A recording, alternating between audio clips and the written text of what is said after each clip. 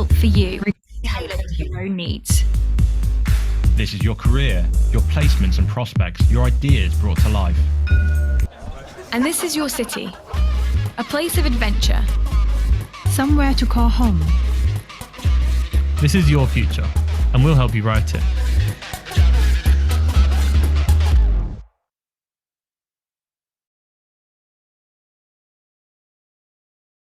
Forward.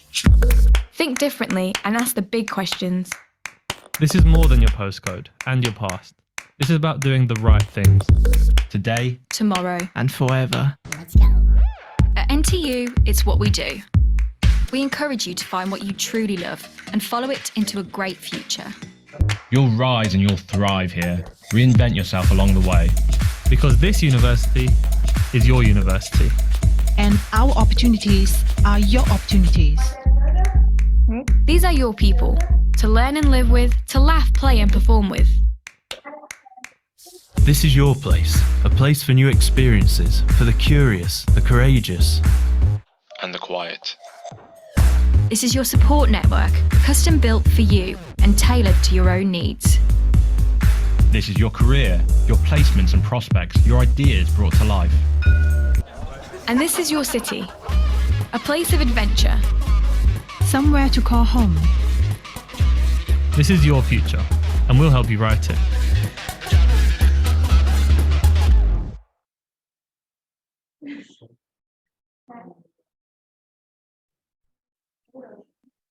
Rồi, xin được chào mừng toàn thể quý thầy cô, các bạn học sinh, sinh viên đang có mặt trong chương trình hội thảo trực tuyến ngày hôm nay của chúng ta. Và chỉ còn một ít phút nữa thì chương trình hội thảo của chúng ta sẽ chính thức được diễn ra.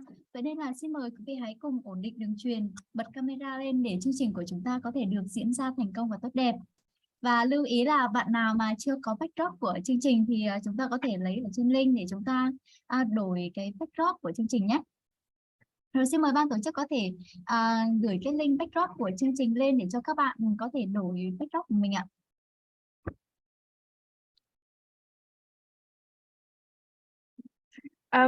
Okay, I do want to say a bit in English. Good morning, Nottingham Trent. It's very glad to see you in this workshop. Can you hear me well? Mr. Chen, right? And also, okay. Varia. Hi.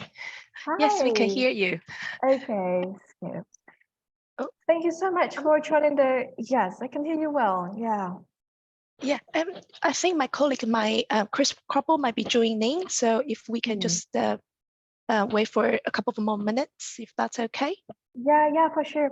Okay. Hello. Okay.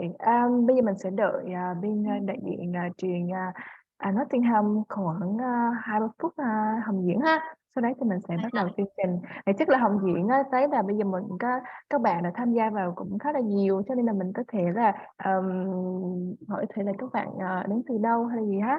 Cho nó ok. Rồi bây giờ chúng ta sẽ cùng đợi bên phía trường Nottingham Trent thêm một chút nữa thì chương trình của chúng ta sẽ được bắt đầu nha. Và trong thời gian chờ đợi thì chúng ta có thể bật camera lên, đổi backdrop của chương trình để chúng ta có thể giao lưu, nói chuyện với nhau được không các bạn? Các bạn cứ thoải mái bật camera lên, đừng có ngại gì nha. Không biết là ở đây các bạn đến từ đâu nhỉ? Không biết là các bạn đến từ trường trung học phổ thông nào, đến từ tỉnh nào nhỉ? Không biết là có bạn nào đang học tại trường Đại học Đông Á không ạ? Các bạn có thể xem một tay ở bên dưới comment nếu như mà các bạn ngại mở tiếng lên để nói cũng được.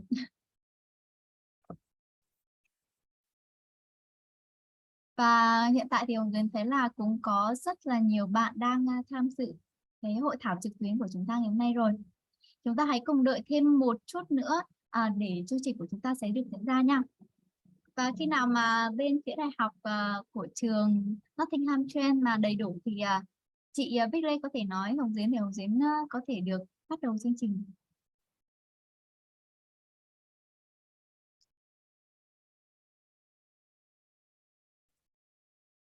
bạn học sinh chúng ta có thể bật camera lên và thay đổi backdrop của chương trình để chương trình của chúng ta có thể được diễn ra thành công và tốt đẹp hơn ạ. Các bạn đừng có ngại gì nha. Backdrop thì chương trình của chúng ta ban tổ chức đã đính ở bên dưới phía dưới box chat và các bạn có thể lấy và bật camera lên nhé.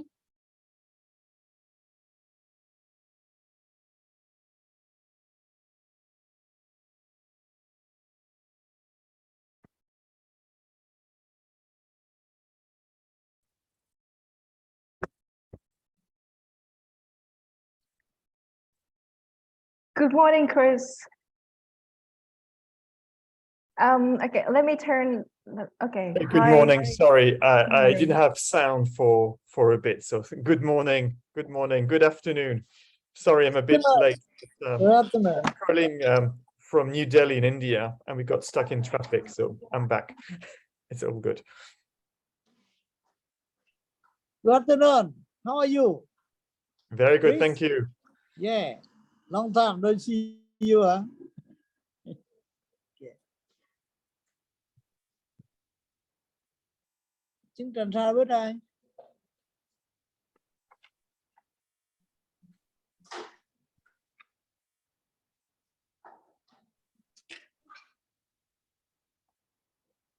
Chương trình sắp làm bắt ở bên đây.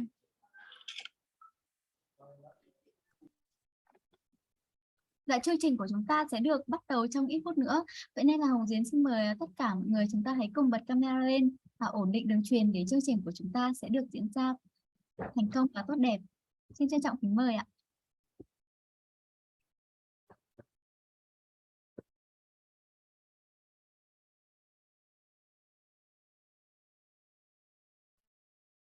Và các bạn sinh viên chúng ta có thể lấy backdrop của chương trình và sau đó đổi backdrop. Backdrop thì ban tổ chức của chương trình cũng đã đính ở bên dưới box chat. Chúng ta có thể lưu về và sau đó đổi backdrop của chương trình nha.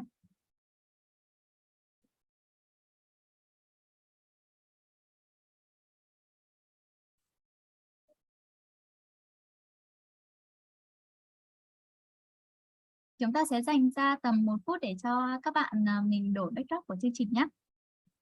Và bạn nào, nếu như bạn nào mà chưa biết đổi backdrop thì chúng ta có thể xem ở bên dưới để ban tổ chức có thể hỗ trợ các bạn đổi backdrop nhé.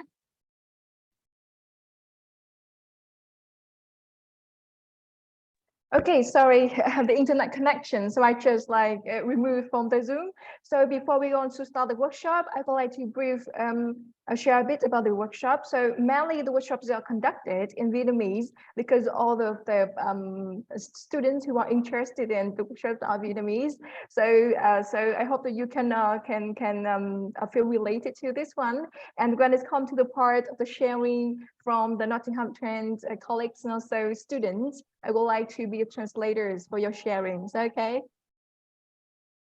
Okay, it's good. Rồi, thì con xin mời MC Hồng Duyên mình sẽ tiếp tục chương trình ha. Dạ. Xin cảm ơn chị ạ. Dạ vâng, xin được chào mừng toàn thể quý thầy cô giáo cũng như là tất cả các bạn học sinh, sinh viên đang cùng có mặt trong hội thảo trực tuyến Du học Anh Quốc tiết kiệm chi phí cùng mô hình 3+1 trong buổi chiều ngày hôm nay. Và lời nói đầu tiên thì cho phép MC Hồng Duyên xin gửi đến toàn thể quý vị một lời chúc sức khỏe và một lời chào trân trọng nhất ạ. Và quý vị thân mến, thì hiện nay thì Việt Nam đang là một đất nước đang phát triển, hội nhập cùng với thế giới. Và du học đó là một cách được rất nhiều các bạn học sinh, sinh viên chọn để học hỏi được những kiến thức, phát triển bản thân cũng như là làm giàu cho đất nước của mình. Và trong số những đất nước mà đi du học thì du học tại Anh Quốc là một lựa chọn vô cùng thú vị đối với các bạn học sinh, sinh viên. Tuy nhiên thì không phải ai cũng có những kiến thức về du học cũng như là đất nước cũng như là con người tại một nơi xa lạ. Và hiểu được nỗi niềm của các bạn học sinh, sinh viên cũng như là quý phụ huynh thì ngày hôm nay Trường Đại học Đông Á tổ chức chương trình hội thảo trực tuyến Du học Anh Quốc tiết kiệm chi phí cùng mô hình 3+1 nhằm giúp cho các bạn học sinh, sinh viên và quý phụ huynh có thể nắm được những kiến thức về đất nước cũng như là con người tại Anh Quốc cũng như là chương trình du học liên kết tại Đại học Đông Á.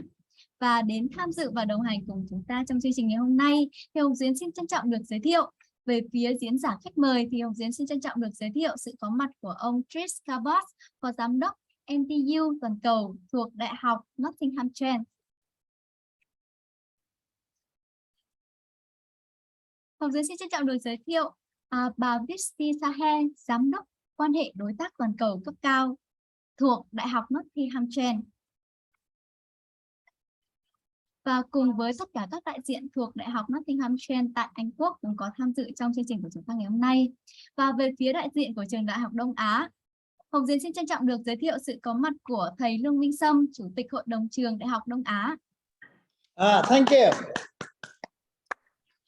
Xin trân trọng được giới thiệu sự có mặt của thầy Bùi Văn Viễn, trưởng khoa sau Đại học và Đào tạo Quốc tế Đại học Đông Á. Cùng các thầy cô thuộc khoa sau Đại học và Đào tạo Quốc tế Đại học Đông Á. Cùng với toàn thể các quý phụ huynh, các bạn học sinh, sinh viên quan tâm cũng tham gia trong chương trình tại Zoom, cũng như là các bạn đang xem livestream trên fanpage của Đại học Đông Á.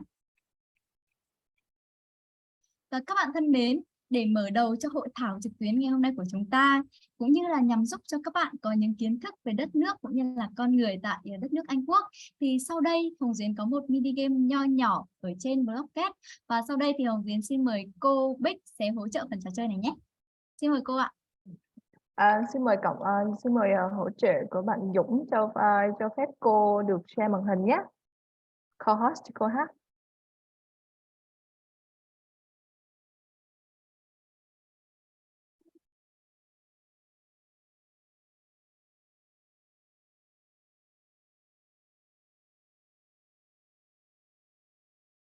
Rồi, không biết MC Hồng Duyên có thể share màn hình được không ạ?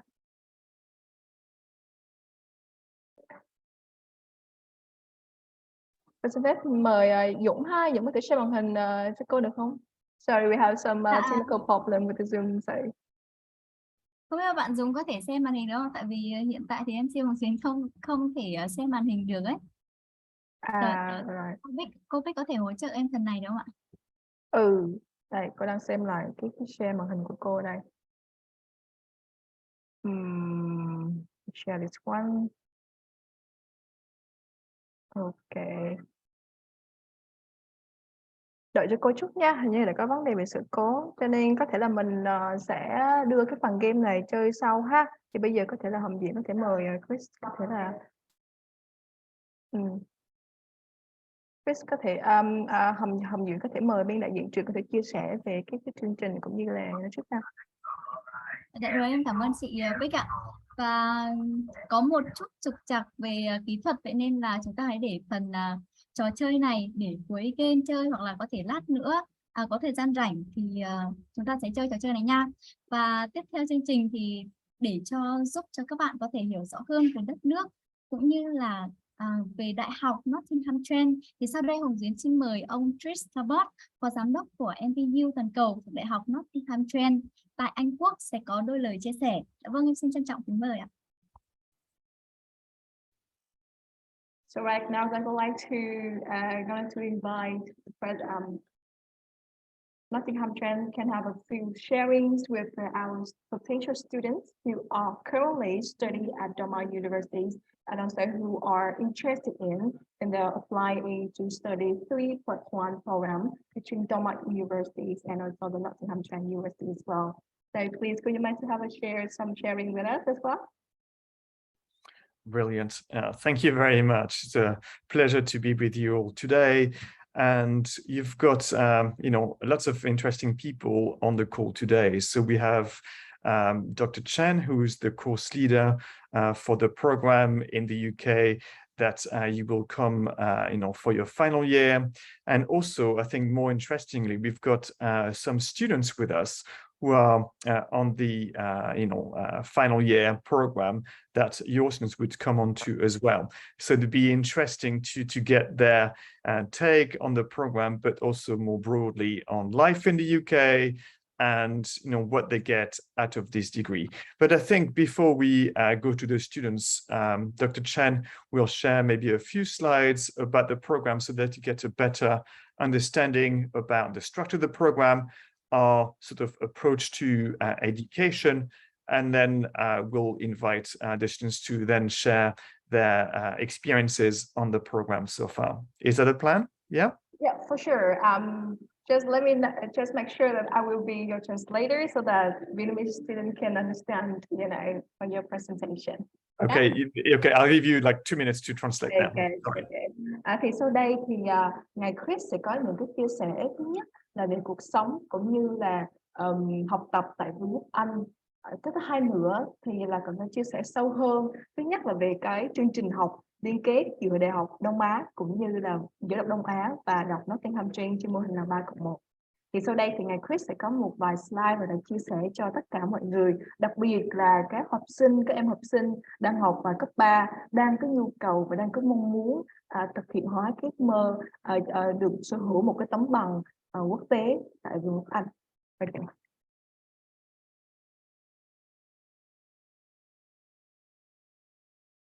And also on the call, we have Vidi Sahai, who's the link between you know, your institution and ours, and also will be able to answer any student queries when it gets to the practical arrangement.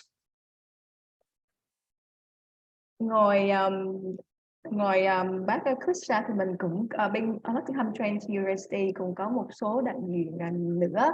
Đây là những đại diện mình cũng đã đến Việt Nam và cũng đến thăm trường học Đông Á rất là nhiều lần, và cùng với một số bạn sinh viên đang theo học tại Nottingham Trent, và những bạn sinh viên này là sinh viên quốc tế. Vì thế mình sẽ cho mọi người có được những cái chia sẻ tiện cận nhất về cuộc sống cũng như là chi phí trải nghiệm tất tần tật về tại thành phố Nottingham. Thank you. So I guess Dr. Chan, the floor is yours. Và cảm ơn luôn thầy Lưu Minh Song cũng đã tạo điều kiện mà tổ chức ra cái buổi hội thảo này để có thể là cho cơ hội cho các đại diện của bên trường Nottingham Trent có thể chia sẻ kỹ hơn về chương trình.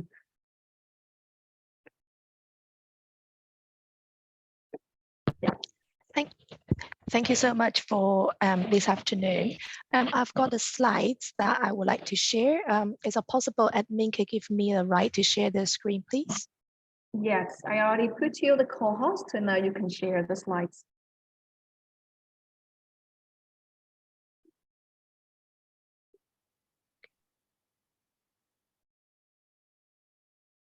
Can you share the slides? Yeah, let me see. Mm-hmm.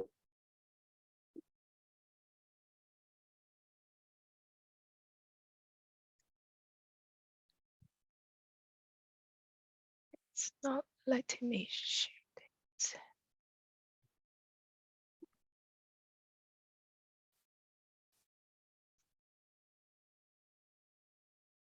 I think I've got some issue in sharing my slide.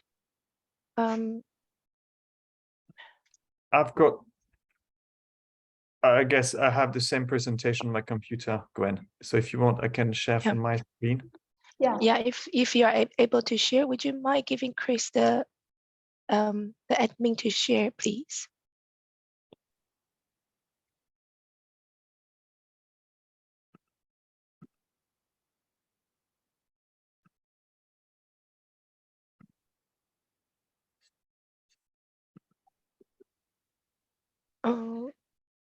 Can you see my screen now? So yeah. Chris is not this one.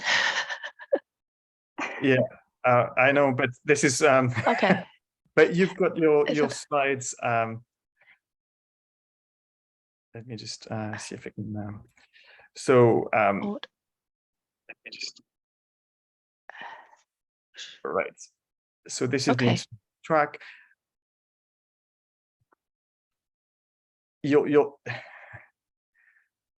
You'll find your slides at the end. So I've got this, and then you've got your slides here, I guess. Yeah. Is that the same one as presentation? A little bit different, but that's okay. We can do that one. Okay. Shall we start? Yes. Yes. So so I'm going to talk you through give you an overview of the program, which is the BA International Business management course, which is a top-up course, and you will come to spend the final year with us. Okay, so a brief translation. Okay.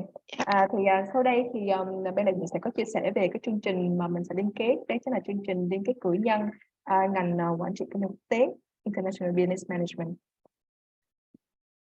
Yeah, so today with me, I'm the course leader who looks after the course, but also I'm joined by 3 current students who are currently studying on the International Business Management program, and they are Valeria, Daniel, and Igor. So they will be joining me for this presentation. Và cái buổi cái thông tin về chương trình của ngày hôm nay thì đặc biệt là có thêm 3 sinh viên hiện tại đang học trong cái chương trình International Business Management nữa. Chính vì thế mà sẽ cho các bạn quý thầy cô như quý phụ huynh và học sinh sẽ có biết thêm nhiều hơn về kiến thức, sâu hơn về cái chương trình này. Okay, so let's start with where we are. So we are located in Nottingham. As you can see in the map, we are located quite centrally in the country, which is about 2 hours away from London in the south and about an hour away from Birmingham.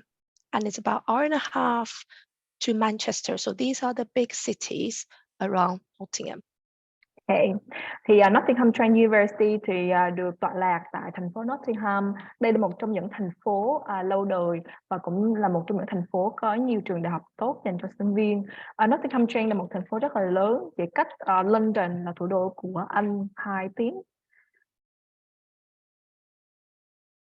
Yep.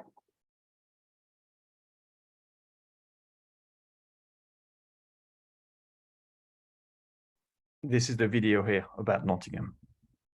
Great. Sau đây thì là sẽ cái video giới thiệu về trường Nottingham và thành phố Nottingham, một thành phố được mệnh danh là một thành phố dành cho sinh viên. Thành phố đây cũng có một cái lịch sử rất là lâu đời.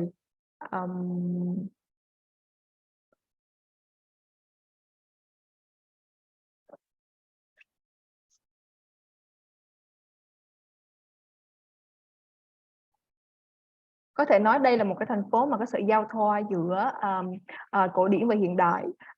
Thứ nhất, ngoài cái sự thành lập lâu đời ra thì thành phố cũng là một cái nơi dành cho sinh viên học tập rất là nhiều. Chính vì thế mà đây là một sự đang giao thoa giữa các nền văn hóa khác nhau đến từ các nước khác nhau khi các bạn đến đại học. Và cái thứ hai nữa đó là vì một là thành phố dành cho sinh viên, cho nên những cái không khí và những cái chương trình hoạt động thì cũng khá là sôi động và mang tính cập nhật theo xu hướng.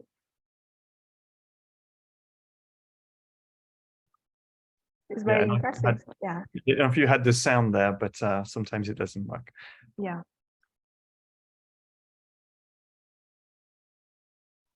So Nottingham is a very studenty city. So we have a lot of independent shops, and it's a very lively community. Has more than 60,000 students in the city.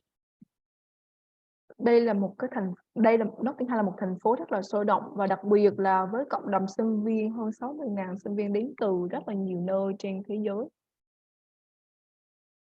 And this is the place where it's big enough for the international students to feel like being at home, but not too big to be lost. So this is kind of a perfect size for the international students to come as a first spot for coming to study in the UK, but also experience that UK life. Nottingham là một thành phố không phải là quá to để mà mình cảm thấy mình bị lạc lõng trong thành phố đấy, và nó không có đủ nhỏ để có thể là mình có thể là không mất không gian để mà trải nghiệm nhiều thứ. Theo nhìn nhận chung thì Nottingham là một cái thành phố với một cái kích cỡ vừa đủ để sinh viên, những người trẻ có thể có đầy đủ trọn vẹn các trải nghiệm. And Nottingham has been voted by the students as the 3rd best place to live in the UK. And later, when we have our current students to share their experience, they will also share some of the experience of living in Nottingham as an international student. Okay, that's great. Nottingham cũng được bầu chọn bởi các sinh viên là thành phố tuyệt vời nhất, xếp hạng 3 trong Anh Quốc vào năm 2021. Next, please. So just a few kind of award and recognition that NTU has been awarded. So this year, NTU has won the What New Student Choice in 2022, which means, you know, these will be the university students choose to come to.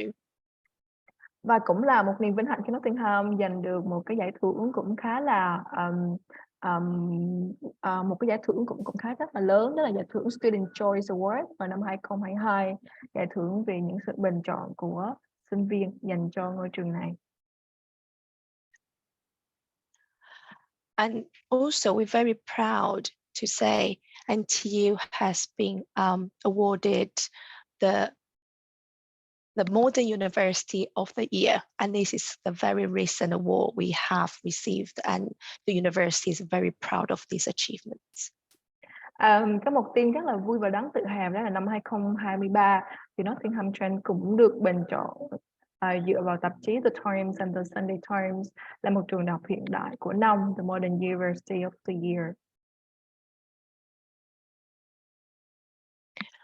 And here is just giving you an idea where we sit.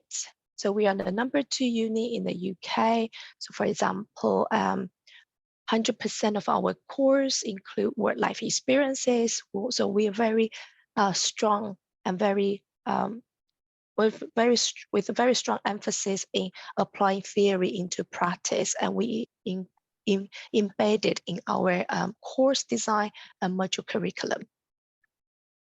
Nottingham Trent thì cũng được bình chọn là thành phố xếp hạng thứ 2 tại Anh Quốc. Ngoài ra thì cũng được top 15 trường đại học mà có campus, tức là khuôn viên, là facility, là cơ sở vật chất tốt.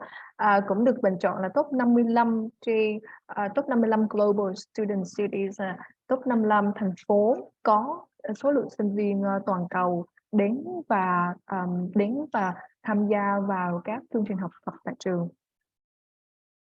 And also just to highlight, we're good, with great excellence in student support, and that's quite key for the international students when you choose which university to go to. City Campus, cái khuôn viên trong tâm thành phố, được tọa lạc tại ngay trong tâm thành phố, và trường cũng có Student Union Buildings, là những các tòa nhà về hội sinh viên, và ngoài ra thì có rất là nhiều cái divisions, là nhiều không gian và nhiều trường nhỏ khác, ví dụ như là Nottingham Business School là về business, về kinh doanh. Còn ngoài ra thì cũng có arts, có nhiều chuyên môn khác như là art and design, trường về thiết kế, trường về hội họa, hay là trường về luật, Nottingham Law School, hay trường về học và soạn nhân văn. Nhìn chung thì Nottingham có rất nhiều chương trình khác nhau, về các lĩnh vực khác nhau để cho sinh viên có thể lựa chọn được trong cái định hướng học cử nhân của mình. Yeah, for this one, okay. So we talk about accommodation. Accommodation is, the idea is you're going from your home. Nottingham is going to be your home away from home. You will be guaranteed with a student accommodation if you apply before the deadline. And this accommodation, we offer different types of accommodation, but everybody will have your own bedroom, whether it's en suite, or you might have shared facility like a kitchen, a communal space with other students. So it's a very sociable setup in terms of accommodation. Về accommodation, chỗ ở, thì Nottingham Trent cũng cung cấp cho sinh viên nhiều sự lựa chọn khác nhau. Sinh viên có thể lựa chọn ở riêng, hoặc là ở chung với lại những người bạn khác của mình. Ngoài ra thì trong cái ký túc xá của NTU có cơ chế có hỗ trợ an ninh 24/24 giờ, đảm bảo cho các bạn có thể có một cuộc sống học tập và trải nghiệm an toàn tại thành phố. Ngoài ra thì về cái chi phí mà các bạn phải trả thì nó sẽ dao động từ 90 pounds một tuần cho tới 150 pounds một tuần.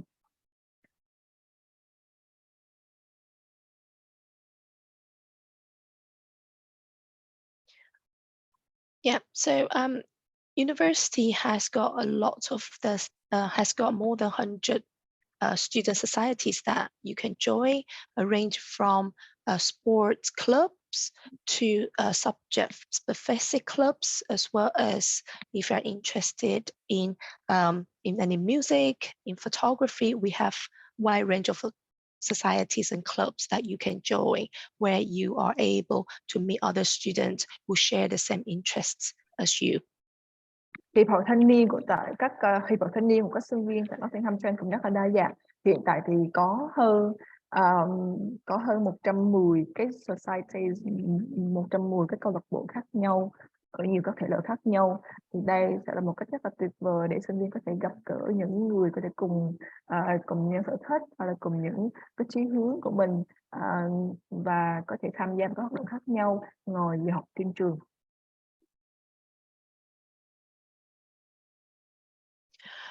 Graduation. So this is about where we go after we complete the course. 96% of our graduates are in employment within 6 months after they finish with us. So we're very strong and we have award-winning employability to support all the students at the NTU. And because we recognize the importance of applying our theory into practice at the business school, so on all the course level, we have a very strong, dedicated employability team in supporting a variety of course-related events. So we're very proud of our employability, and also we prepare our students well in entering that job market. Về tỷ lệ sinh viên tốt nghiệp tìm kiếm được công việc làm thì cũng rất là cao, và đây cũng là điều Nottingham tự hào về. Khoảng 96% các sinh viên khi tốt nghiệp thì có thể tìm kiếm được công việc làm của mình trong vòng 6 tháng đầu tiên. Và ngoài ra thì Nottingham Trent cũng được xếp hạng vào top 5 các trường đại học tại Anh Quốc có được sinh viên tìm kiếm được cái công việc của mình khi mà sinh viên cử nhân tốt nghiệp ra. Ngoài ra đặc biệt là trường cũng có mạng lưới partnership, tức là mạng lưới đối tác cũng khá là đa dạng trên hơn 6.000 công ty trong nước và nước ngoài. Nottingham Trent cũng kết hợp với các doanh nghiệp để tổ chức ra các chương trình hội thảo, fairs, workshop về tuyển dụng nghề. Chris, for the school, would you like me to continue or would you like to take over for the school part? Yeah, I can do a few things maybe on NBS and then let you rejoin maybe when it comes to the top up, yeah? Yes. So what I would like to say here, this is the mission for the business school, and I will describe in a nutshell what we are all about. I'll stop here so that you've got time to translate, and I'll explain afterwards. Tiếp tới thì sẽ mô tả kỹ hơn về cái chương trình International Business Management, đặc biệt là Nottingham Business School. Đây chính là trường mà các bạn sẽ học vào năm cuối cùng khi mà các bạn hoàn tất cái chương trình 3 năm đầu tại Đại học Đông Á. And I think here what is important is you've got obviously our education, which is great and underpinned by research. But I think the key word here is impact. It means that what you learn in a class setting will be applied in a real environment, and also the idea is to make good in the environment that you'll be studying in, to make sure that what you're learning goes back to the service of your community. Với cái chương trình các bạn sẽ học thì đây là một cái chương trình như thầy có chia sẻ, nó sẽ deliver truyền tải thứ nhất là về mặt giáo dục education, ngoài ra thì cũng có mang định hướng về research là nghiên cứu, thì đây sẽ kết hợp với nhau để tạo thành cái chương trình học thuật mang tính giá trị, mang tính chất lượng tốt nhất cho các bạn sinh viên. Và điều mà thầy Chris cũng có nhấn mạnh một chút, đấy chính là về cái outcome, tức là cái tất cả những cái trải nghiệm mình học xong thì nó sẽ mang lại một cái ảnh hưởng impact đối với lại con người, đối với lại nền kinh doanh business và đối với lại xã hội của chúng ta, society. And if there's one slide that you need to remember today, that's the one. I think in 4 bullet points, you'll get a full understanding of what we're all about when it comes to being a business school, for impact. So the first bullet point is experiential learning, meaning that we'll have lots of real experiences as part of the course. Về cái chương trình về Nottingham Business School thì thầy cũng có chia sẻ về tính nhận diện của trường. Thứ nhất đó là leadership, khả năng tạo ra những cái người lãnh đạo, mang cái yếu tố experimental learning, học hỏi. Cái thứ hai nữa là personalization, tức là cá nhân hóa. Các lãnh đạo có mang tính cá nhân hóa.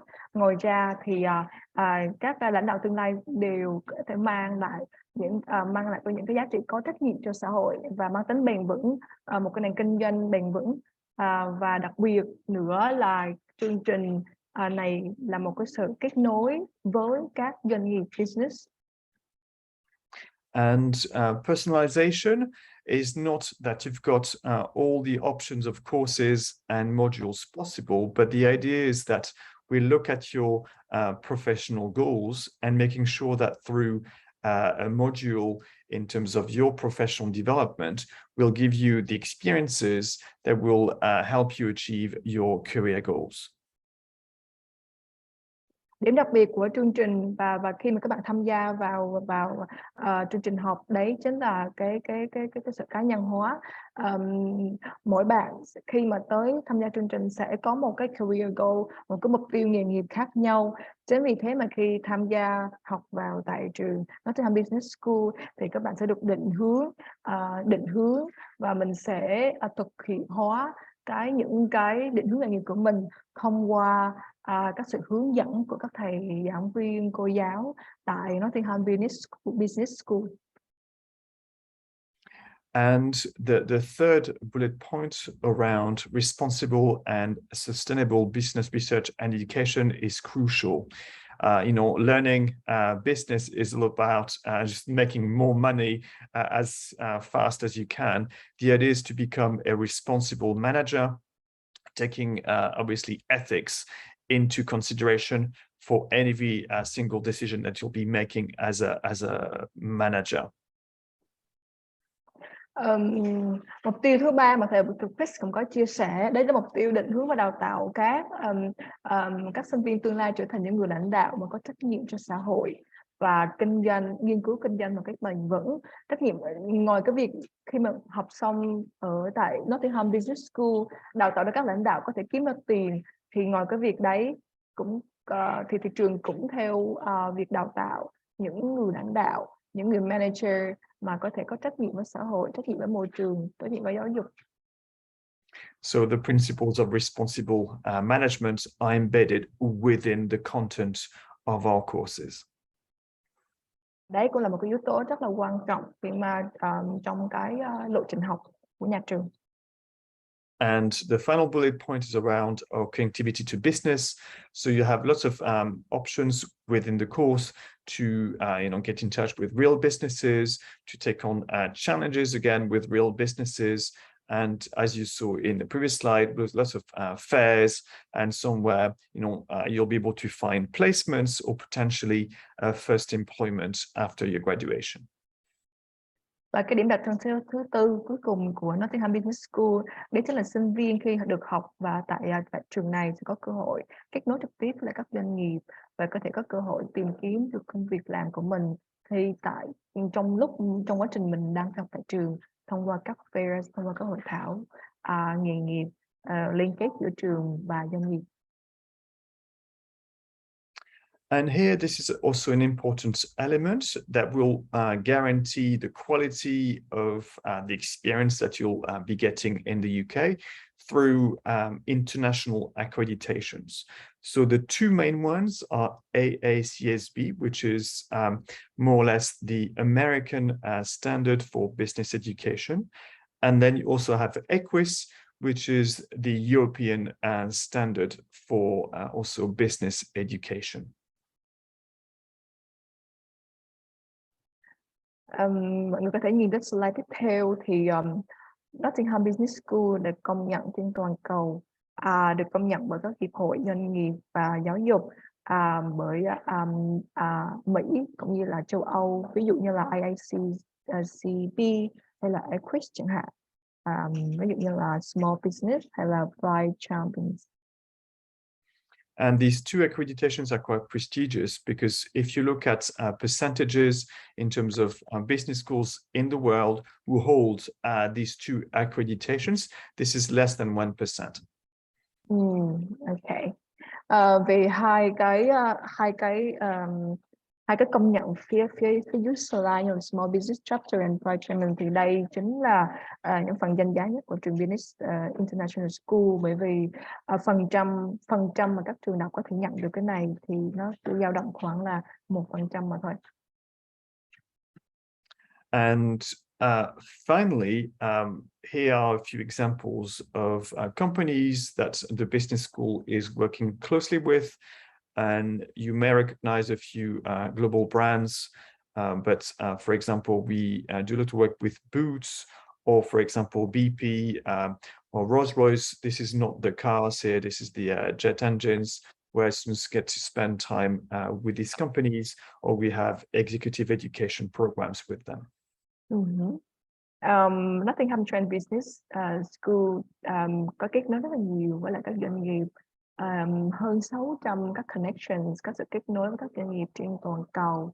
Một số các doanh nghiệp lớn, nói như là Rolls-Royce hay là Motorola hoặc là London Stock Exchange, và các doanh nghiệp này thì cũng đã biết được và có nhận thức được các giá trị của cái tấm bằng mà sinh viên có thể được nhận tại Nottingham Trent.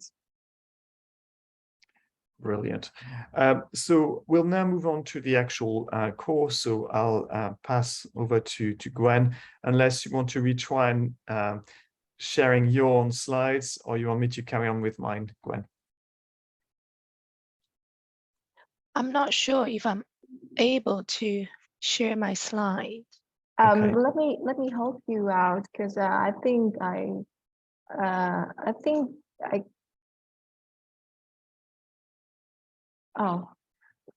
already make a co-host for you, so I think now you can share. Wait, try the one again. You want me to stop sharing mine first? Yeah, okay. Can you try one more time? Yeah, I think I can. See, hold on. Let's see if I can do this.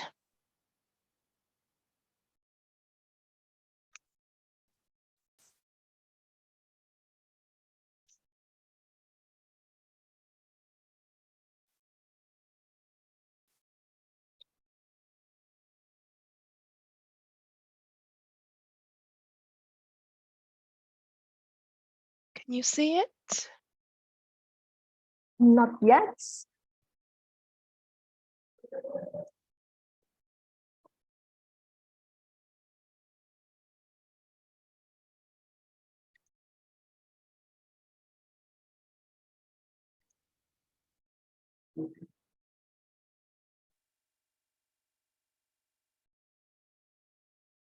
Or actually, I want to have a brief slides about this program 3+1. So maybe after a student play short games, I can give this presentation introduction about 3+1 later for the students. Is that okay for your side? Yeah. Yes, no problem. Yeah, I think my privacy setting doesn't allow me to do it. Oh, hold on, just one sec. Okay. I might have. Okay. Hold on. I think I might be able to share. Yeah. Can you see it? No. No? Not yet. Oh. Do you want me to then go with my slides or? Yeah, maybe we use yours. Sorry about that. No problem.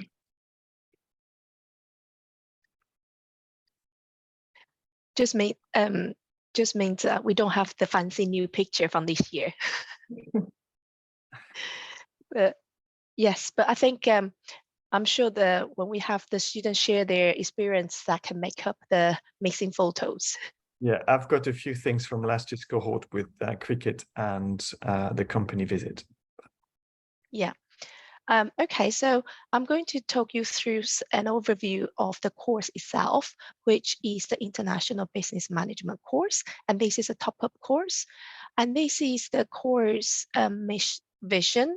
And this is the course that we want to provide you with intensive knowledge of the business history, with the business theory, and with the management skills designed to meet the needs of ongoing continuous change of international business environment. And one thing to highlight is this is also the program, and that's being credited by the CMI, which is the Chartered Management Institute. So all the students are eligible to sign up for the CMI membership. And once you complete the course, you will be also giving the CMI accreditation. So you will become a CMI credited level 5. So this is on top of your academic degree certificate, you will also be recognized by the professional body. I don't know if you want to translate before I go on. Yeah, sure. Let me do a brief translation. Về cái chương trình học thứ nhất thì các em sinh viên khi mà tham gia vào chương trình 3+1 này thì bằng các em chương trình các em sẽ học để cho là chương trình quản trị kinh doanh quốc tế, bằng mà các em sẽ nhận được sẽ là bằng BA in International Business Management. Thì đây chính là một cái chương trình có thể nói là cái sự kết hợp của thứ nhất đấy chính là Extensive College Business Theory. Các em sẽ được học về các lý thuyết về kinh doanh và các kiến thức toàn diện về kinh doanh. Cái thứ hai nữa là được trang bị thêm các kỹ năng về quản trị, được thiết kế để đáp ứng cho cái nhu cầu tuyển dụng của các doanh nghiệp trong thời buổi hiện tại này trên mô hình toàn cầu. Và đặc biệt hơn nữa là đại diện cũng có chia sẻ là chương trình này có được cấp liên kết trực tiếp với lại can you move to next slide because the CMI, right? The next slide, okay. Và chương trình này thì cũng đã được support và hỗ trợ thêm bởi Viện Chartered Management Institute. Vì thế mà khi mà các em học chương trình này thì các em sẽ automatic sẽ là được thành viên của cái CMI này. Đây cũng là một cái viện rất là có tiếng và danh giá tại Anh Quốc. Yeah. So successfully complete this course, you are not only having the academic degree on your CV, but also you have that certificate, and that makes you stand out among the graduates, the UG graduates. So some key features about what makes this course special. And this is a top-up course. When you join us, we will run a specific tailored induction week only for the students who are on the top-up program. Why is that important? Because you are new to the university, you are new to the country, to the city. We want to ensure that you are settling quickly and smoothly. So we will support you to familiarize with our library resources, to familiarize how we learn things at the NTU. So the languages that we use on campus, on the course, we will give you a crash course so you understand what people are talking about, where to go, and who to see.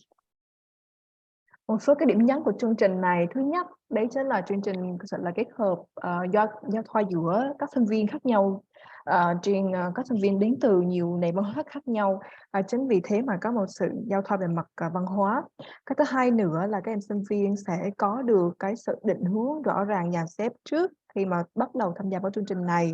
Ngoài ra thì chương trình sẽ được học 100% bằng tiếng Anh. Vì thế mà tất cả các tài liệu học của các em sẽ được giảng dạy bằng các giáo trình nước ngoài.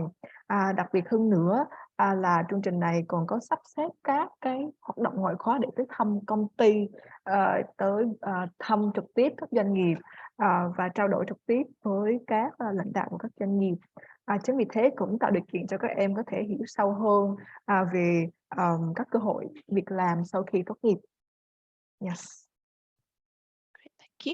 And also another key feature for the course is the nature, the profile of the students on this course are all international students who are very keen in understand and learn more about the British practices. And we tailor our event to cater that interests to our international students. Hence, we have a lot of course enhancement activities. And this includes guest lectures, company visits, but also we recognize the importance of the students to start building their networks, both social networks as well as their professional networks. Dạ. Như có chia sẻ hồi nãy thì cái đặc trưng của chương trình này đó chính là sự kết hợp của rất là nhiều sinh viên khác nhau trên toàn thế giới. Chính vì thế mà sinh viên có thể là được có cơ hội để mà được tiếp cận với lại nhiều nền văn hóa khác nhau và được học thêm, học hỏi thêm từ các đại diện, các bạn đến từ các nền quốc gia khác nhau. Yes. So a lot of opportunity for extracurricular lot of opportunities on the extracurricular activities. Okay, so quickly talking about teaching and assessment, which might be a bit different from what you used to do in your home institution.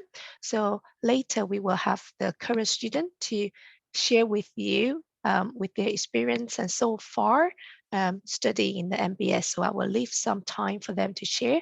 But in general, the course is delivered in two formats. One is a lectures and another is a seminar.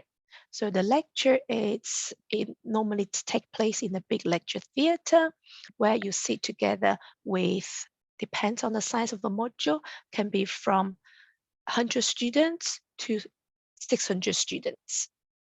Then you have a seminar group which is seated with no more than 22 students. And that is a more interactive section with your seminar tutor. Về chương trình học và chương trình đánh giá thì khác với lại chương trình học một cách truyền thống. Thì tại Nottingham Business School thì sinh viên có thể thứ nhất là được học theo dạng là lectures là các bài giảng. Ngoài ra thì còn được học theo dạng các small group seminars là các hội thảo nhỏ, hội thảo nhóm nhỏ và các group work là làm việc theo nhóm, cũng như là các đến tham dự và lắng nghe các bài giảng của các khách mời là giảng viên.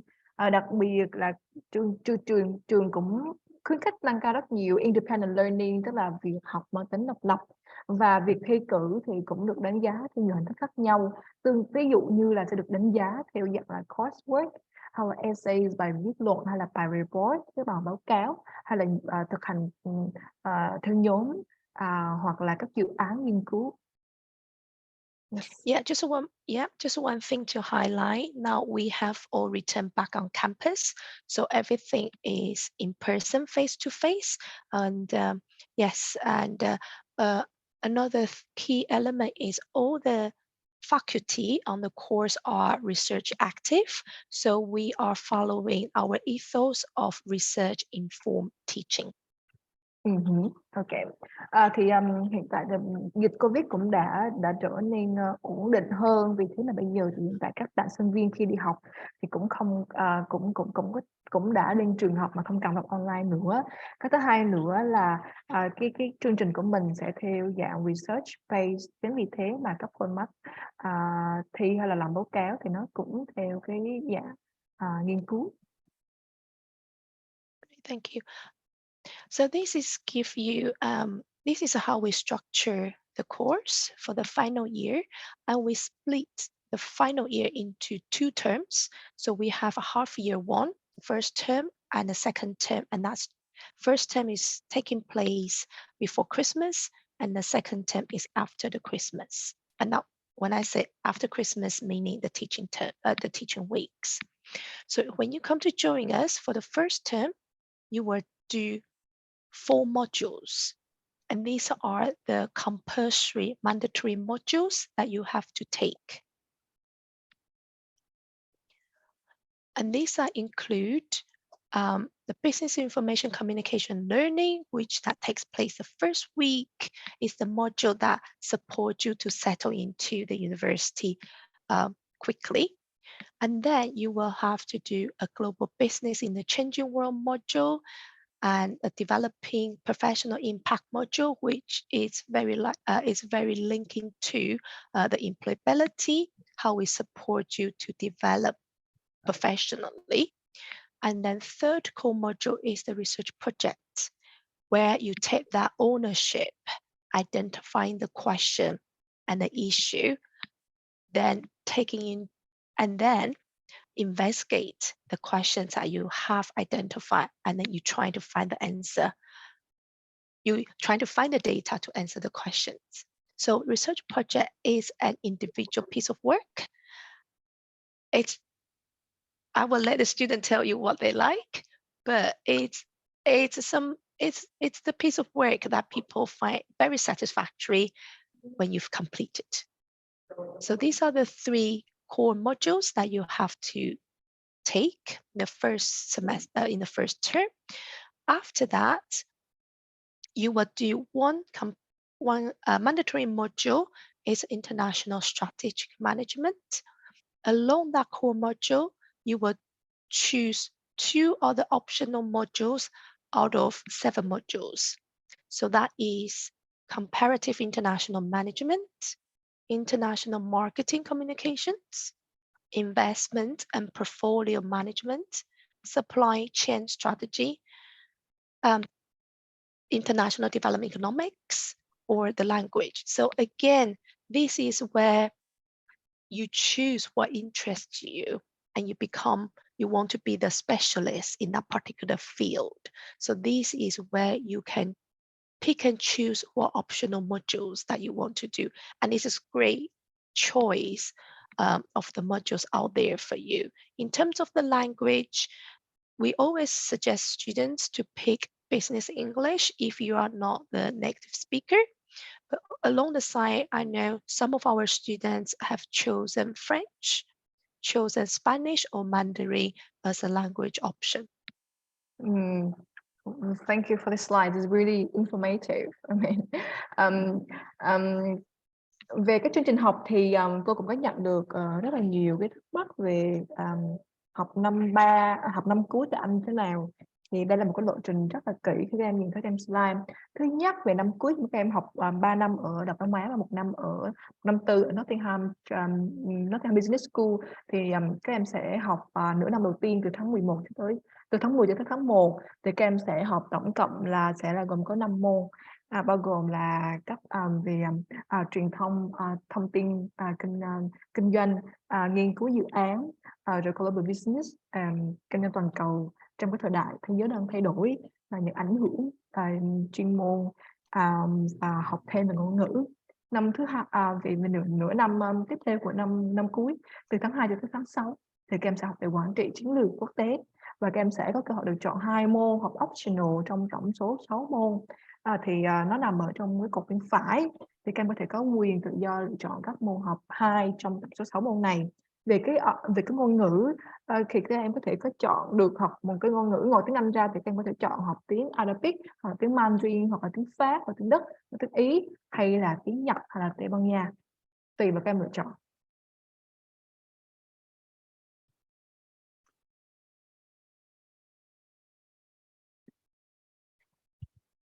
Okay, so this is kind of examples of what we do on our course level of extracurricular activities.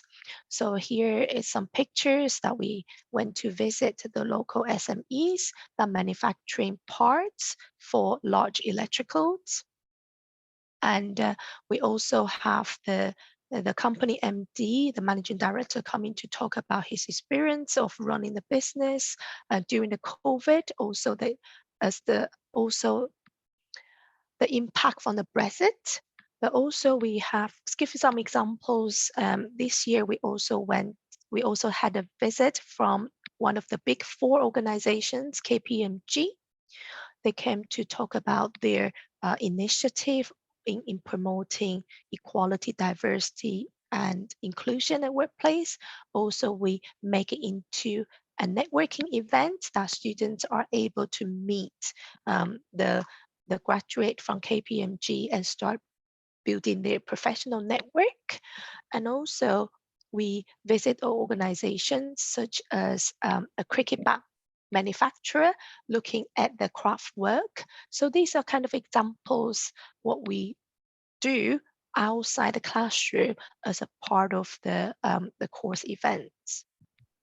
Ngoài cái việc đi học trên trường ra thì các em còn có tham gia được vào các business engagement event, tức là các chương trình sự kiện và các chương trình đến thăm các doanh nghiệp, cũng như là đến lắng nghe những cái chia sẻ từ các giảng viên, thính giảng ở trường, và đặc biệt là trong cái thế giới mà đang thay đổi rất là nhiều như là hậu Covid hay là sau Brexit, thì việc tìm hiểu tới thăm các doanh nghiệp thì sẽ mang đến cho các em sinh viên nhiều insight, nhiều cái thông tin kỹ hơn về cái tình hình doanh nghiệp, như là tình hình tuyển dụng cũng như là việc làm trong cái thời đại mà đang thay đổi rất là nhiều như thế này.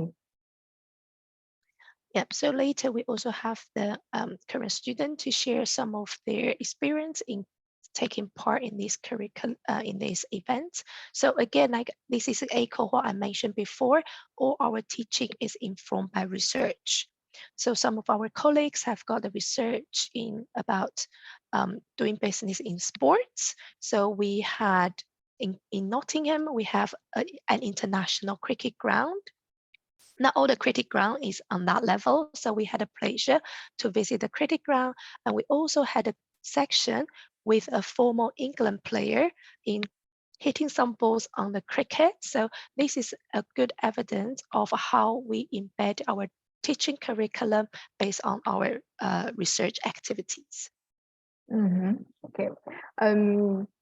Về các sự kiện tham gia về liên quan tới business thì khi mà các em nghiên cứu về một cái đề tài nào đấy, khi các em research về một cái chủ đề gì đấy, thì sẽ đồng hành luôn là cái việc tổ chức ra cái chương trình, tổ chức ra các sự kiện có liên quan tới cái chủ đề mà các em research. Ví dụ như là các em muốn research về sport, về thể thao, thì sẽ có những cái event, sẽ có những cái sự kiện để đến thăm các có thể là stadium, tức là sân vận động của tại Nottingham, hoặc là tới các doanh nghiệp có liên quan thể thao, để các em có hiểu biết hơn nhiều về kiến thức liên quan tới chủ đề mà các em muốn nghiên cứu.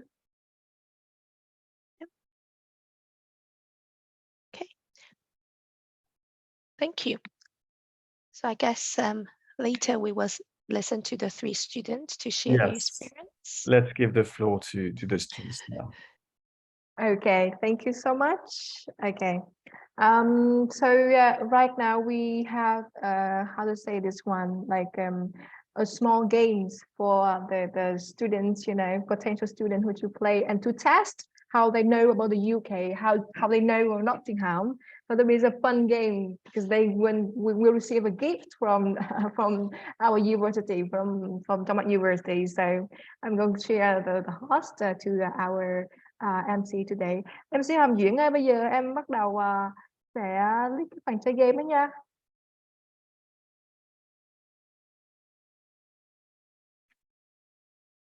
Hello. Yeah, sorry, Alice. I think what I meant is we've got 3 students from NTU currently on the program, and I think it'd be a good time now for them to share their experiences in Nottingham and on the course, and then we can maybe move on to the game, and maybe we'll give more clues about life in the UK during these discussions as well. So I'd like to invite our students to speak now. So I don't know who wants to go first. I guess we could start. We kind of decided to split our responsibilities on who is going to speak about which part. I guess I can start with the educational part, so with the academic questions and interesting things about it. And as Gran has already covered a bit earlier today, the course does not consist of a lot of modules, and they are distributed between the first half year and the second half year. And we are still currently in the first half year. And just to tell you about our experiences on it, we could say that what's really interesting about it is that you do not spend a lot of time in the classroom. So lots of the work which you do on each module, it's usually tasks you do when you're at home. So it's some additional research, and all of the assessments are usually some essay or a project or presentations.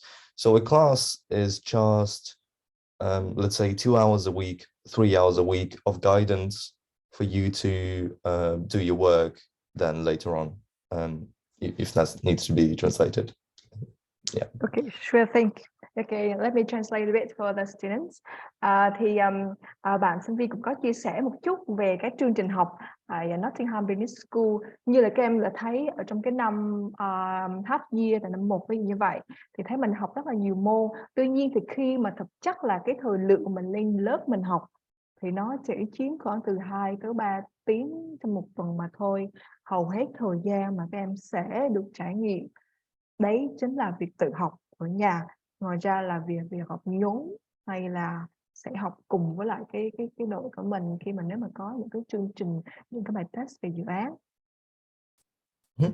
And to add up to that, there is also a number of some extracurricular opportunities. For example, right now, some of the students, myself included, we do a digital marketing academy that is, I could say, an educational event which any of the students can attend, where they can learn and they receive a certificate on essentially different aspects and techniques in digital marketing.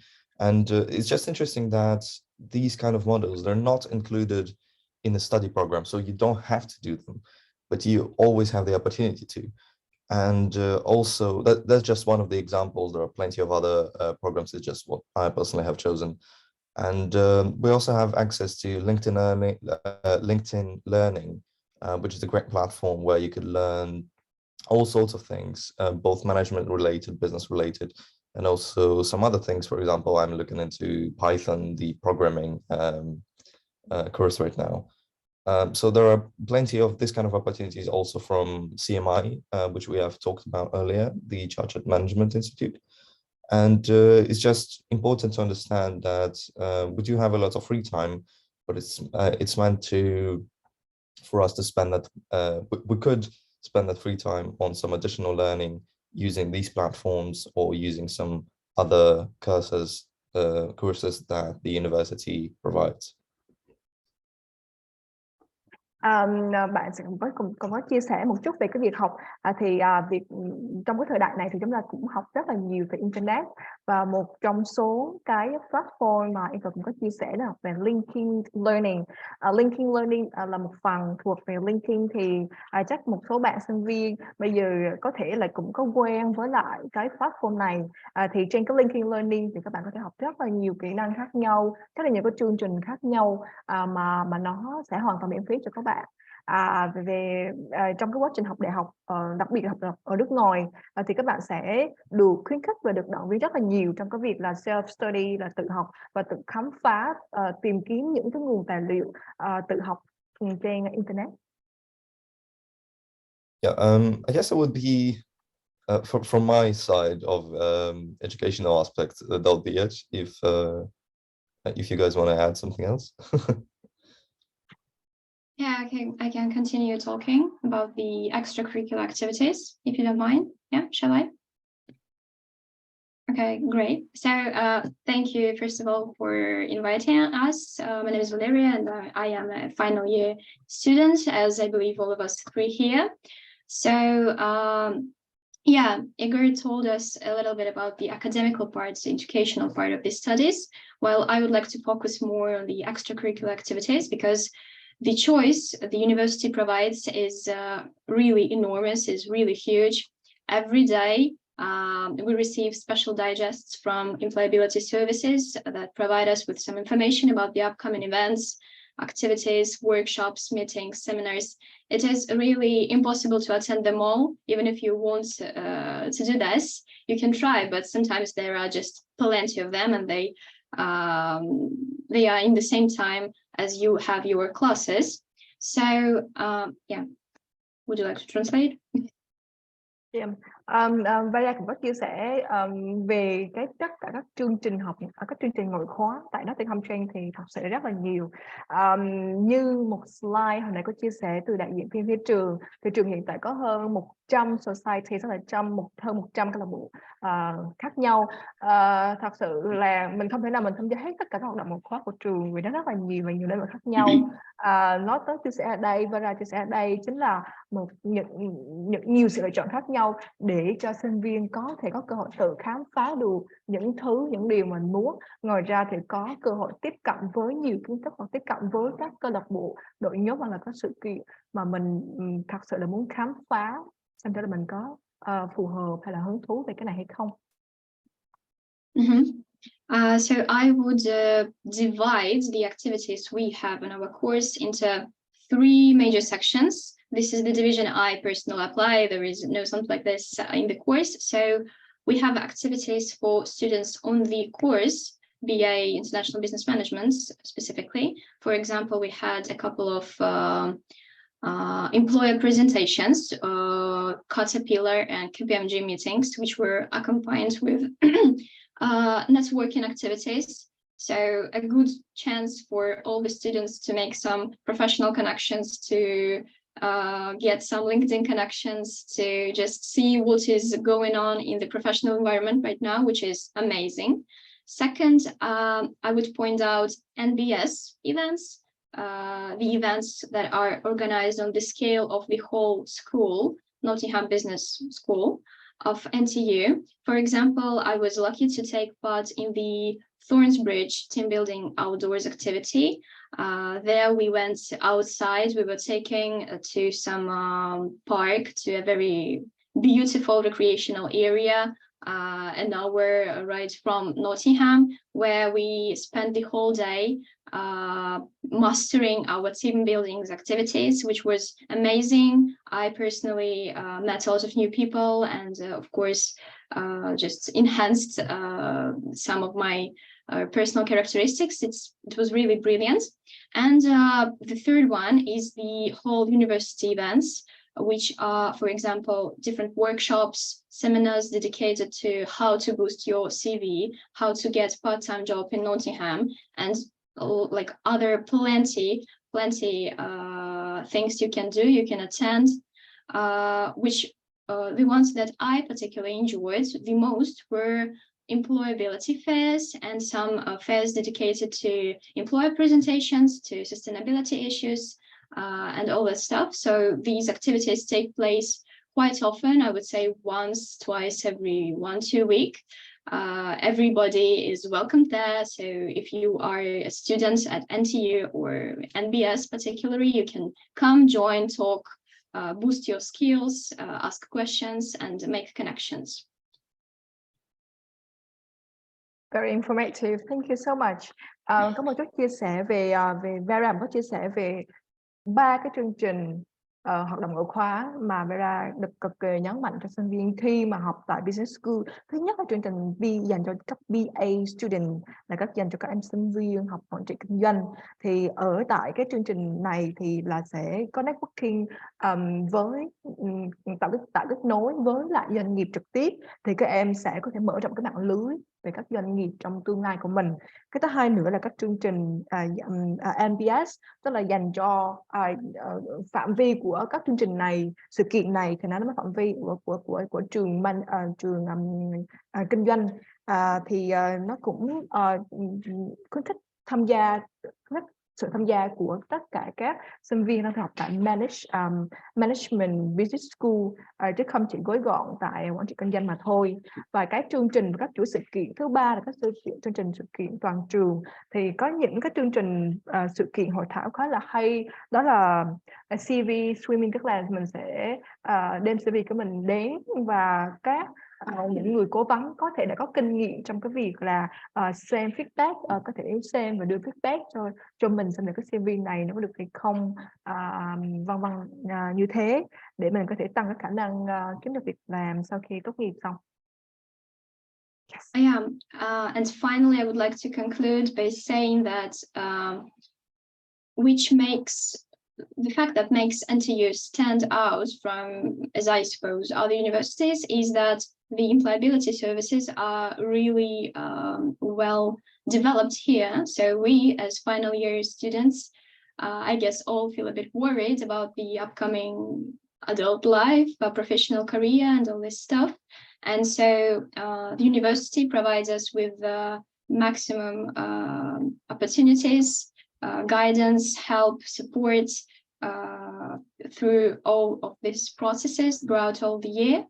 So a lot of the activities are dedicated especially to the employment, which I mentioned before, the different excursions on the to the firms, to the manufacturers, some meetings with possible employers, which is absolutely amazing as well.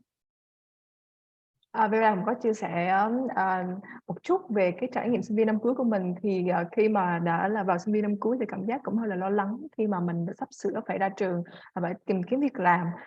Tuy nhiên thì cũng chia sẻ thêm nữa là trường cũng có hỗ trợ và cũng có rất là nhiều cơ hội để Vera có thể tìm kiếm được công việc làm của mình. Vì thế mà cái việc là sinh viên năm cuối đầy áp lực thì nó cũng không phải là một điều quá đầy trăn trở dành cho Varia, nhờ có sự hỗ trợ từ phía nhà trường của mình. Yep, thank you so much. If you have any questions, I'll be happy to ask them. To answer them, sorry. And now I guess, Maybe Daniel. probably it will be my turn. Yeah. So I'm Daniel. I'm from Hong Kong. So I will talk about the life in UK or life in Nottingham. So because I'm kind of Asian, so it will be easier for an Asian perspective to talk about the life in the UK will be easier. So I will be divided my presentation into 4 parts. First of all is the clothing, secondly is the eating, thirdly is the living, and then fourthly will be the transportations. So I will stop in each part so it will be easier for you to translate. So you may help translate first. Yes, for sure. Would you mind to share a slide or just by talking? I will just talk because right now, because the presentation is kind of rushed, so therefore I didn't prepare for the slides, but I prepared the information already. And Daniel, so sorry for interrupting. I'm really sorry. I have to catch a flight, so I will need to leave now. But I will leave you in good hands. It was a pleasure to hear the students, feedback on all the different activities. So again, my colleagues will stay back to answer any questions, but also the listeners will stay as well to answer any possible questions. So it was a pleasure to be with you this afternoon. And I'm sure we'll have, the occasion of having other sessions to introduce again some of the opportunities that may lie for the students in the UK. Again, thank you very much. Thank you so much. Thank you. Chris, could I also add that I'll also have to excuse myself. I'm also catching a flight, but it was lovely to join you all. And I can see some very vibrant students, and we look forward to welcoming you to NTU. And we're always there to support you. Any queries you have, please reach out to us, and we'd be happy to give you that individual support. Thank you. Thank you so much. Okay, thank you. Bye. Have a safe flight.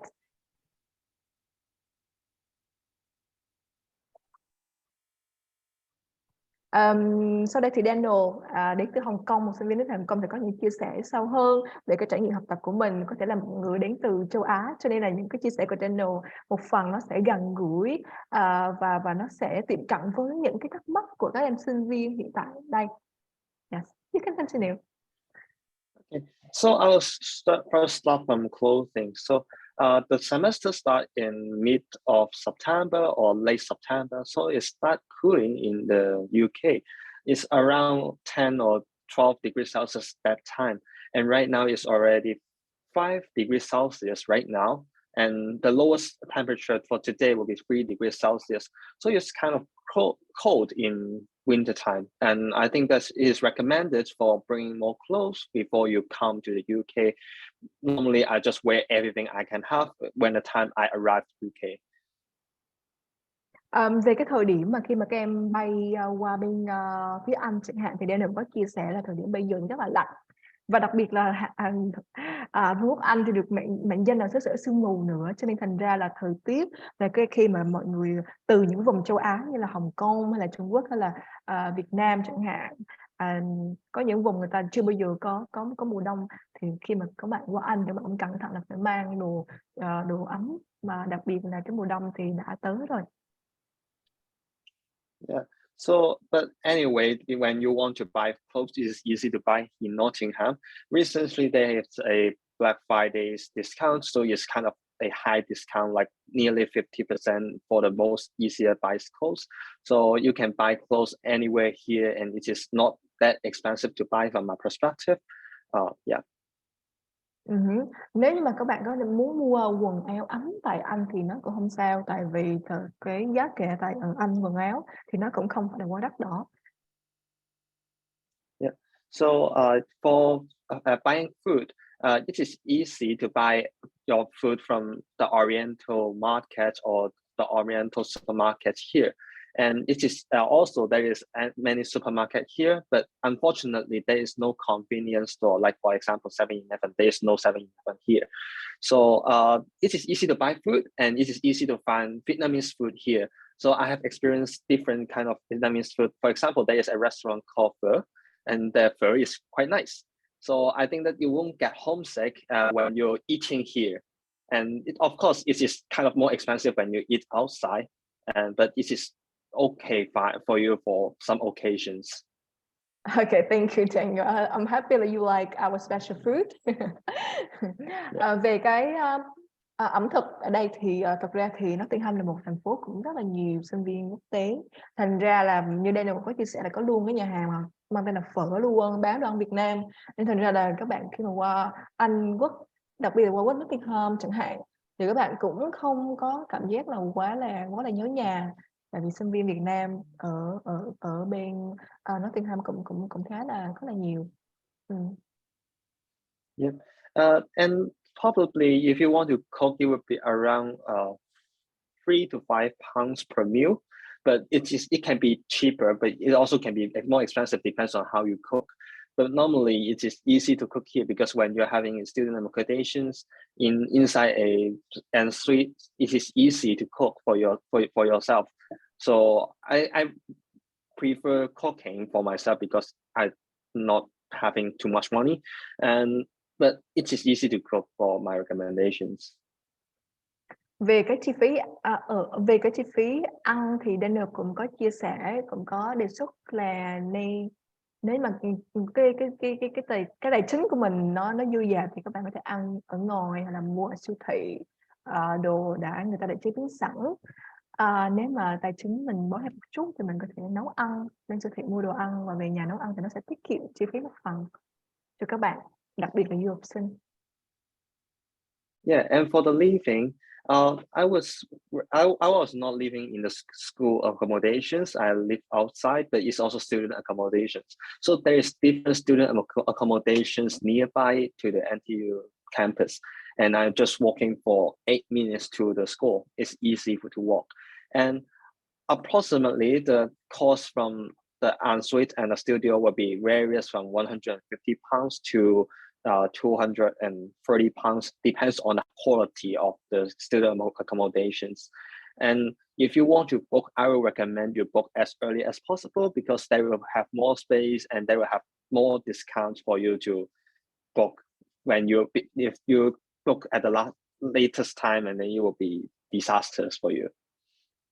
Về cái chỗ ở thì Daniel cũng có chia sẻ là Daniel hiện tại không phải đang ở tại ký túc xá ngay trong trường của Nottingham, ngay trong đại Nottingham, mà Daniel sống ở cũng ngồi campus trên đấy, cũng thuộc về ký túc xá của Nottingham. Về ký túc xá thì cũng có chia sẻ, cũng có khuyên là các bạn hãy đăng ký thật là sớm, chứ để phút chót mình phải tìm chỗ ở hay thế này hay thế này thế kia thì nó cũng hơi cập rập cho một số bạn. Yeah, and probably if you want to have more discount, probably you will need to ask for your senior students, like for example, us to having a recommendation code. That will be easier for us, and then we will be having some like discount, those kind of things to you guys. So it is kind of another trick for you to have a cheaper accommodations. Ok, ở Anh thì nó có một cái thú vị nữa, đó là nếu mà các bạn mà có được những người bạn đã học ở Anh, mà các bạn ấy giới thiệu các bạn mình chỗ ở nào đấy, có thể share cái mã code voucher giảm giá, thì đấy là một điều thú vị, đó là các bạn có thể được khi mà lấy cái giảm giá mã code đấy thì cái giá nhà của bạn nó sẽ được giảm rẻ hơn một chút. Thì đây là một điều các bạn lưu ý khi mà mình sang Anh học chẳng hạn. Yeah. So of course, like living in Nottingham, it's not difficult and everything is easy to buy. For example, when I'm living in my accommodations, I probably, besides going to the school and library, I probably don't go out at all in the school time. But at the weekend time, you can go travel around the UK to enjoy the history of the United Kingdoms, those kind of things. Ok. Nottingham trên đây cũng có chia sẻ là một thành phố mà có rất là nhiều sự kiện và nhiều điều mà các bạn có thể khám phá về bảo tàng hay là stadium, sân vận động vân vân. Thì ngoài giờ học ra thì các bạn cũng có rất nhiều cái options để có thể là giải trí sau những giờ học căng thẳng hay là vào cuối tuần chẳng hạn. Like what Gwen said, Nottingham is in the middle of the UK, so it is easy to go to big city. For example, Manchester, Birmingham, London. These three cities I've already been there. There is some small cities, maybe York is good for tea, and there is the other places. For example, Leeds is kind of another good city I would want to go. Those kind of city is quite nice and modern, and I will enjoy the time to be there. And normally I will go there for going for museums and those kind of castles that we can look at the history of the United Kingdoms. And this is quite new for me because, you know, Hong Kong is not having a good history, long history. So United Kingdom is another choice for me. Ok. Trên này cũng có chia sẻ là Nottingham là một thành phố rất là lâu đời, vì thế nó cũng có rất nhiều sự lựa chọn cho sinh viên có thể khám phá. Như hồi nãy cô có chia sẻ rằng nó có rất nhiều như là museum, viện bảo tàng, hay là có rất nhiều cơ sở vật chất cũng như là sự kiện khác nhau được diễn ra, bởi vì đây là một thành phố cho sinh viên, thành ra là rất là nhiều sự kiện sôi động sẽ diễn ra dành cho các bạn trẻ đang sinh sống và học tập tại thành phố Nottingham. And the last point I want to add is that if you want to go travel, remember to buy the train card that is for students or for young ages, because this will have a 30% off compared to the regular prices. So it's better for you to travel for rather from £60 to just maybe 40 or 30 pounds, nearly half price. Khi mà các bạn du lịch khi mà bạn muốn khi mà qua Anh mà các bạn muốn di chuyển bằng các phương tiện công cộng thì các bạn nhớ mua một cái thẻ đặc biệt để các bạn di chuyển, thì cái thẻ đấy có thể giúp cho các bạn giảm tới 50% cái chi phí thật sự mà nếu mà các bạn phải di chuyển bằng phương tiện công cộng. Yeah, so that's all for my kind of information for adding. But any question if you want to ask, just feel free to ask. Yeah. Thank you so much, Daniel. That's very informative. Hồng Diễn ơi, bây giờ thì chắc là mình sẽ tới luôn cái phần câu hỏi ha. Thì cô cũng đã thấy một số câu hỏi ở fanpage, hay là thì Hồng Diễn có thể là thu collect và đặt câu hỏi cho mình. Hiện tại mình đang có một cái đại diện trường ở đây là cô Chenwell và 3 bạn sinh viên đang theo học tại ngành kinh doanh quốc tế ha. So now we move to the Q&A sections, and our host today, Hồng Diễn, will collect the questions from the students who follow watching us on the Facebook fan page at this moment, so that she can ask you any question they already have before I say. Hàm Yến ơi. Rồi em cảm ơn chị Bích và rất là cảm ơn những chia sẻ đến từ đại diện của hai nhà trường. Và tiếp theo chương trình thì không biết là có bạn nào sau khi mà lắng nghe những chia sẻ đến từ hai trường thì còn có những cái thắc mắc nào thì các bạn có thể CMT ở bên dưới box chat, hoặc là chúng ta có thể ai đang xem livestream ở trên fanpage của Đại học Đông Á thì chúng ta có thể comment ở bên dưới để Hồng Diến có thể nhìn thấy và đọc lên để có thể giải đáp được các thắc mắc của các bạn nhé. Và nếu như mà bạn nào đang ở trong room thì chúng ta cũng có thể là ấn nút giơ tay để chúng ta có thể trao đổi trực tiếp với lại các thầy cô cũng như là các bạn sinh viên đến từ trường Đại học Nottingham Trent. Xin mời các bạn ạ. Và hiện tại thì Hồng Diến thấy là ở trên fanpage Đại học Đông Á thì cũng có khá là nhiều bạn đang theo dõi đúng không ạ? Các bạn đừng có mà ngần ngại gì. Các bạn nếu như mà có cái thắc mắc gì thì chúng ta có thể CMT ở bên dưới comment nha. Rồi hiện tại thì Hồng Diến thấy có rất là nhiều câu hỏi để Hồng Diến check xem nào. Hồng Diến đã thấy một câu hỏi đến từ bạn Ngọc Duy. Em học tiếng Pháp, tuy nhiên là tiếng Anh của em chưa được ổn thì em có thể tham gia chương trình này được không ạ? Cái câu hỏi này thì em xin phép được hỏi cho cô được không này? Rồi xin mời chị Bích. Okay. We got the questions about students. He's concerning about his English ability. He studied French at high school, and he wondered if she can go to UK to study if his English is not good. So I would like to answer this question in Vietnamese. Về cái câu hỏi của em thì thứ nhất là vào cái chương trình về cái mô hình 3+1 này thì các em sẽ học 3 năm tại Đông Á và 1 năm tại Đại học Nottingham Trent. Thì khi mà các em có đủ điều kiện để vào cái chương trình này thì các em có thể có tiếng Anh IELTS ít nhất là 4.5 và điểm trung bình của điểm trung bình cấp 3 của em là 6 điểm. Đối với những trường hợp mà không có tiếng Anh như là trường hợp của Duy đúng không nào, học tiếng Pháp vậy chẳng hạn, thì các bạn đừng có quá lo lắng lắm, tại vì khi mà vào chương trình thì các em sẽ được trau dồi thêm tiếng Anh, miễn sao là tới hết năm 3 của chương trình thì các em sẽ được các em sẽ phải có IELTS là tầm 6.5 để đảm bảo được cái điều kiện các em sẽ có visa đi học tại Anh. Thì vậy thì các em sẽ có những tới 3 năm để các em có thể nâng cao được cái trình độ tiếng Anh của mình, đúng không nào? Xin cảm ơn chia sẻ đến từ cô Bích. Và có một câu hỏi nữa đến từ bạn Như Huỳnh. Mình chỉ có ngành quản trị kinh doanh, còn các ngành như là du lịch thì có không ạ? Hiện tại thì trường mình đang liên kết là ngành quản trị kinh doanh nhé. Du lịch thì mình sẽ có các chương trình khác mà các em có quan tâm thì lát nữa cô sẽ để lại địa chỉ fanpage của Đại học Quốc tế để các em có thể cung cấp thêm thông tin cho các em nhé. Chắc không Diễn lựa chọn những câu hỏi mà em cảm ơn cô. Để Hồng Diến lướt xem. Không biết là còn có bạn nào có những thắc mắc thì chúng ta có thể xem một tay ở bên dưới box chat để cho Hồng Diến thấy nha. Rồi có một câu hỏi từ bạn Lệ Thùy. Không biết là ở bên Đại học Nottingham Trent thì mình có thời gian để đi làm thêm không ạ? Với câu hỏi này thì Hồng Diến nghĩ là mình sẽ hỏi về các bạn sinh viên đang học tại trường Đại học Nottingham Trent nha. Xin mời phía đại diện của các bạn học sinh có thể trả lời được không ạ? We have got a very nice question from one of our potential students. She asked about if I study at Nottingham Trent University, can I have time to do part-time job, or am I eligible to work part-time job? So maybe well, that would depend a lot, not on the university, but the UKVI, so the institution which grants you visa. So me, for example, I have a permission to work for 20 hours each week, not more than that.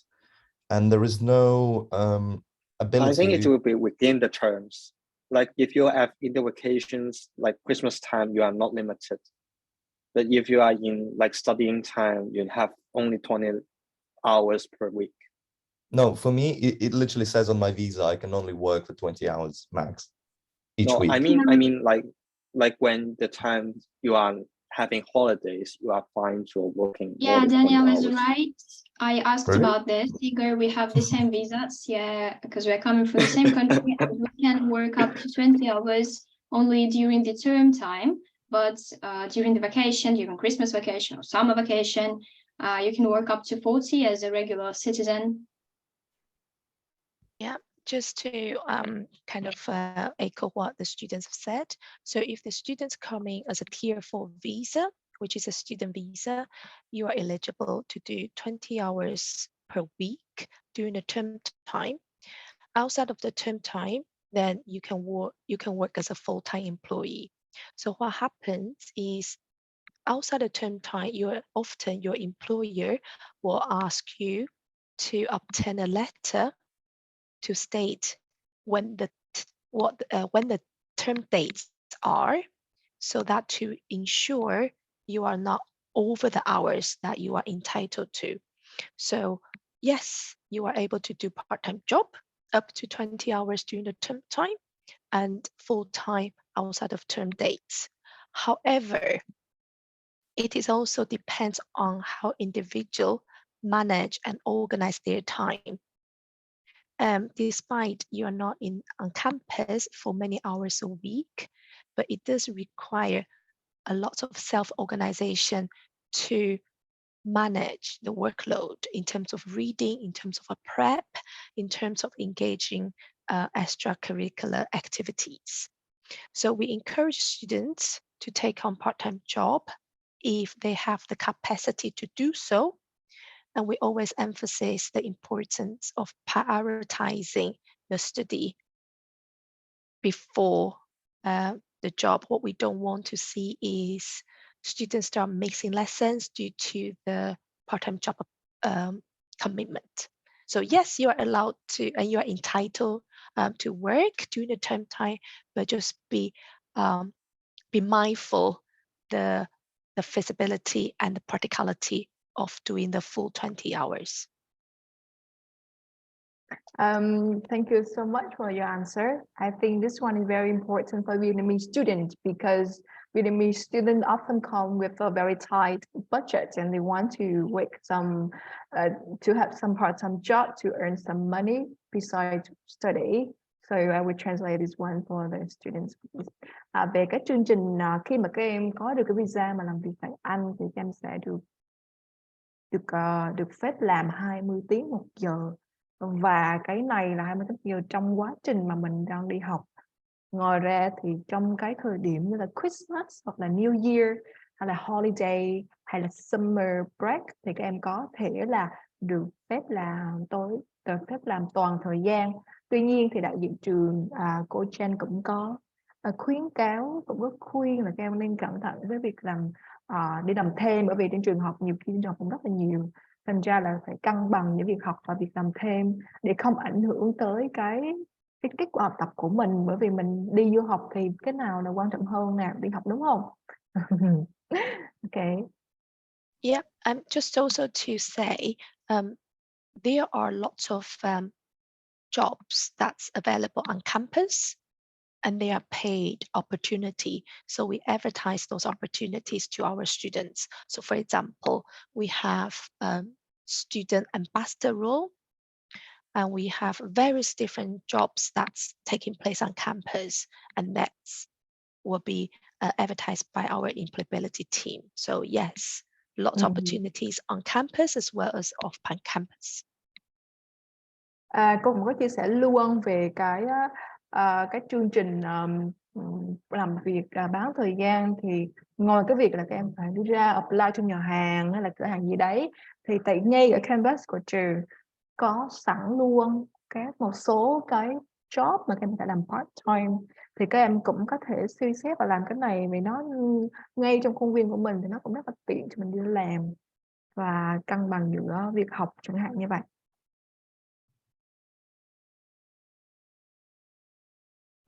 Yes, thank you.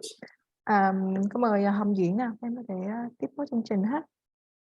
Vâng, xin cảm ơn những chia sẻ đến từ các bạn sinh viên cũng như là thầy cô bên trường đại học. Cô Tiếp nghĩ theo là thì dạ.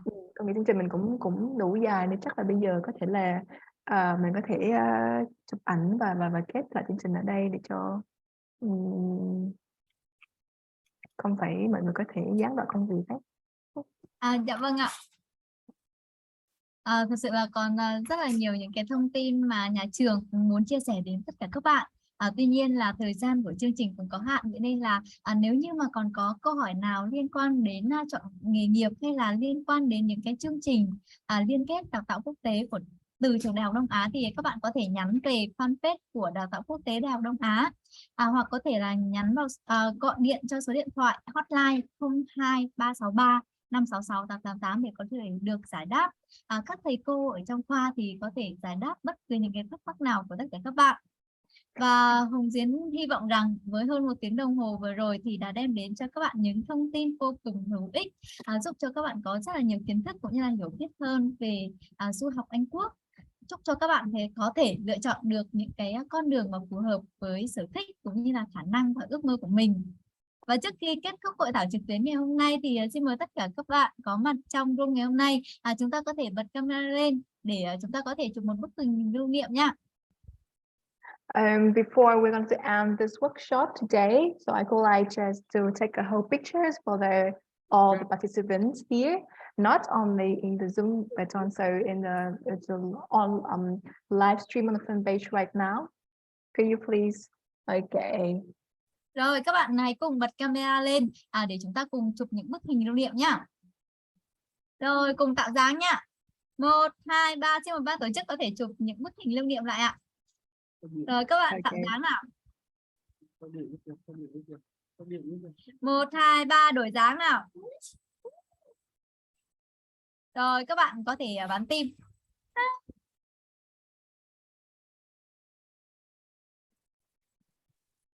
Rồi ok. Cô xin nhắc trước là một số bạn mà tham gia chương trình này thì các bạn để lại ban tổ chức thông tin để có thể nhận được những phần quà của chương trình như một lời cảm ơn cho các bạn tham gia cái chương trình hội thảo ngày hôm nay ha. Rồi, các bạn có mặt ở trong room ngày hôm nay thì chúng ta có thể nhắn những cái thông tin về địa chỉ cũng như là họ tên, số điện thoại để ban tổ chức có thể gửi những phần quà vô cùng hấp dẫn đến các bạn nha. Như là Ngọc và Thanh cô đã để cái link fanpage của chương trình rồi ha, thì các em để lại thông tin qua gửi tin nhắn cho fanpage Đào tạo quốc tế và Đông Á này cho cô ha. Còn bây giờ thì hội thảo trực tuyến du học Anh Quốc cũng đến đây cũng xin được khép lại. Xin cảm ơn quý thầy cô cũng như tất cả các bạn học sinh sinh viên của chúng ta đã dành thời gian tham gia, và xin chúc cho mọi người có một buổi chiều, một buổi tối thật là vui vẻ bên người thân và gia đình. Xin chào và hẹn gặp lại tất cả các bạn trong hội thảo trực tuyến tiếp theo. Thank you so much for the participants and attendance for the workshop today. Thank you, the students, Nico, Maya, Danos, and also Chan as well. We really appreciate that for the sharing. Thank you. Thank you. Thank you so much for having us. Thank Also thank you so much for 3 students who have dedicated their time this morning for supporting the event. Thank you. Thank you so much and have a great day. Yes. Thank you. Thank you. Bye bye. Yes.